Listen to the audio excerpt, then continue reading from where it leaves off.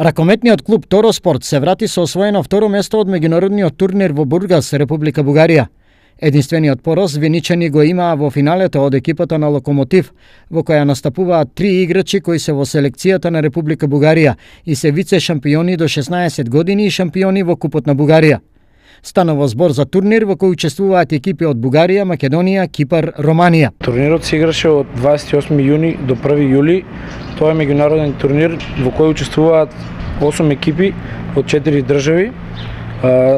Тороспорт е единствен представник од Македонија и не успеавме да стигнеме до финалето.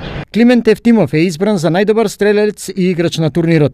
Екипата на Тороспорт беше учесник на силниот турнир во Бургас, Бугарија, каде што го освоивме доброто второ место, а јас со 51 постигнат гол на 4 надпревари бев најдобар стрелец на турнирот.